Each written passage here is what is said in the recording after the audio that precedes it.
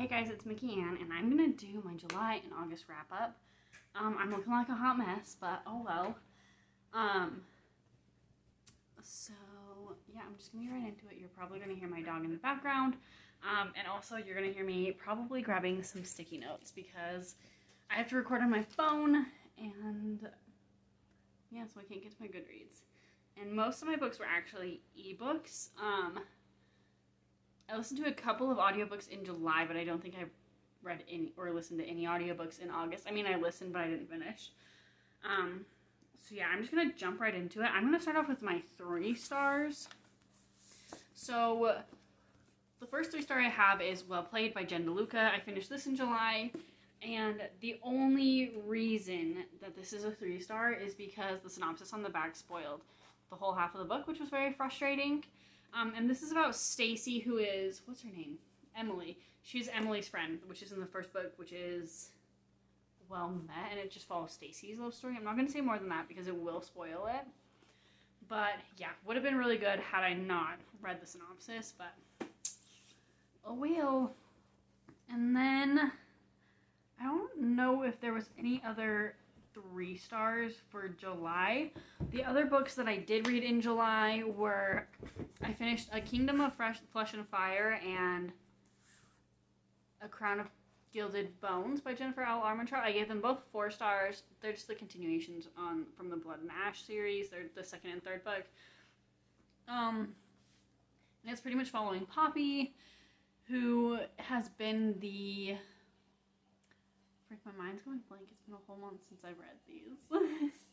She is the, like... Is it maiden that they call her? I don't know, my mind's going blank, so I can't remember exactly what she is, but pretty much she's like chosen from the gods, and so she has to cover her face, and she can't talk to anybody, and she ends up meeting somebody, and ends up finding out that maybe what she's grown up with is not actually true, and that her whole life has possibly been a lie. That pretty much sums it up. The other ones that I finished, I've got to look to make sure I remember it all, I did finish Happily Ever After Playlist by Abby Jimenez. I gave that 4 stars. I don't remember much about it. I just remember that it was like a girl who finds a stray dog and turns out he has an owner, and then it's like the romance with the owner. Yeah, I remember it was good. I just don't remember much of the details. I also read Scrappy Little Nobody by Anna Kendrick, which was really cute. It's pretty much like her memoir. And I liked that it pretty much was, like, the whole point was kind of for, like, the people who think they're, like, weirdos and whatnot, and just kind of showing them that it's okay to be different. So I really, really liked that. What else did I read? I'm forgetting everything. So, the other things that I read, so I did read Crazy Stupid Bromance by Lisa K. Adams, and I gave that 5 stars. It's so far been my favorite book of the Bromance Book Club. It was following Noah and Alexis. Is it Alex or Alexis? I think it's Alexis. And it's their love story, and it was really, really cute. I also finished Alex Approximately. I cannot remember her name. Oh, her name's Bailey. And she has, like, an online persona called Mink, and she meets Alex. He's, like, her, like, pen pal, if you will.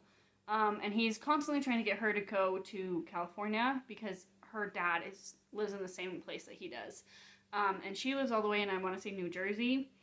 And she ends up moving in with her dad and doesn't tell him, and it's about kind of, like, her finding him.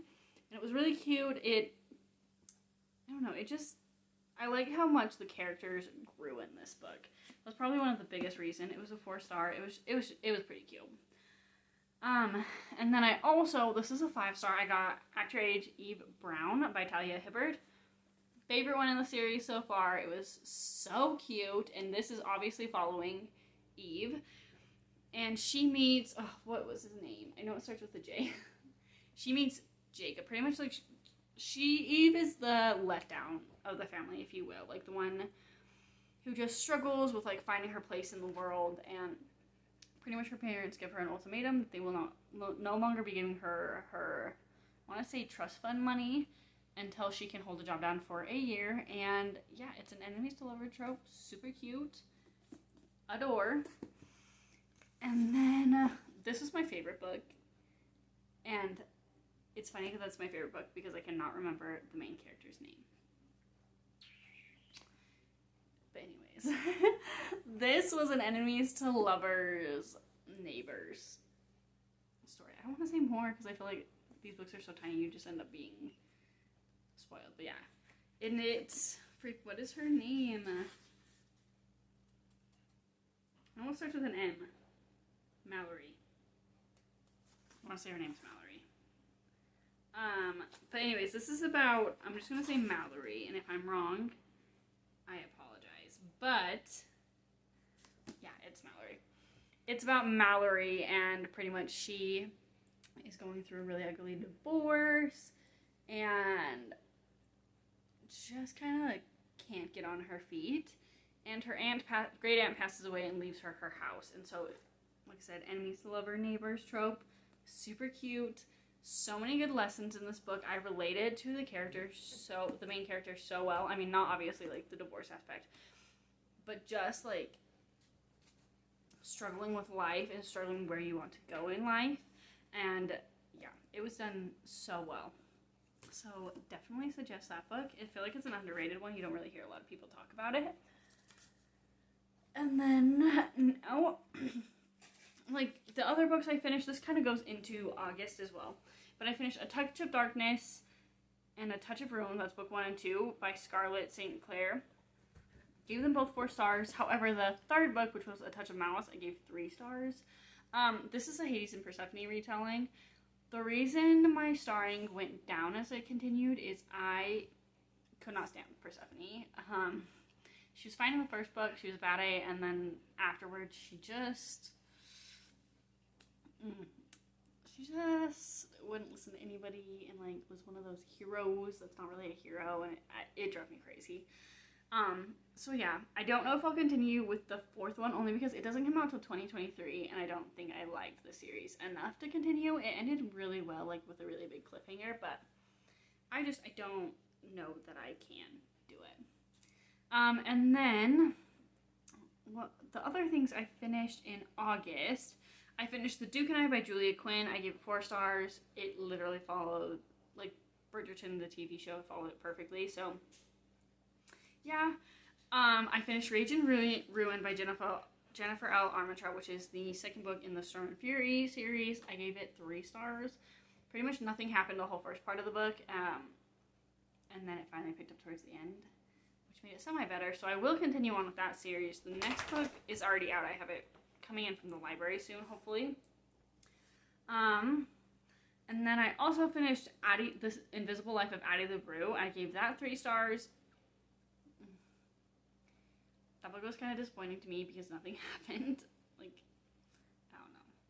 I tried this, I listened to it on audiobook. That's how I finished it. So I did actually finish an audiobook in August, but it just, it wasn't good when I was physically reading it, and it wasn't very good when I listened to it on audio either. I also finished Neon Gods by Katie. I can't even read my own handwriting. I want to say Katie Robert, but I think I just said her name wrong. I gave that 4 stars. That's another Hades and Persephone retelling. So the only issue I had with that book is I really liked the characters, but I didn't like the world building, and I don't think it fits like a Greek mythology retelling. Artemis, go please. Go please.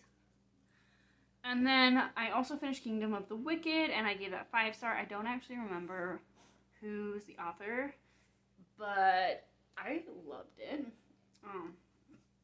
I'm very ready for the next book to come out next month. Then I also finished We Are the Brennans by Tracy Lange. And this is a story about the Brennans, and I gave it 4 stars. It's actually a debut, and it was done beautifully. And I love this book. I don't really remember why I ended up only giving it 4 stars. I just don't think it impacted me enough to be a 5 star. That's why I did that, but super cute. And then I also finished The Heart Principle by Helen Hoang, and I gave this, I want to say 4 stars. This is definitely not a feel-good book like the other ones. It's definitely deeper, but it was really good and it was really well done. So I really like that. I'm actually running out of time to make this video, but this is about Anna and Juan and their love story. So yeah, not really a whole lot of description to the books, but that is my August and July wrap up. I at least made it through this time. It's probably not the best video in the world, but we're gonna go with it. But yeah, I will see you guys in my next video.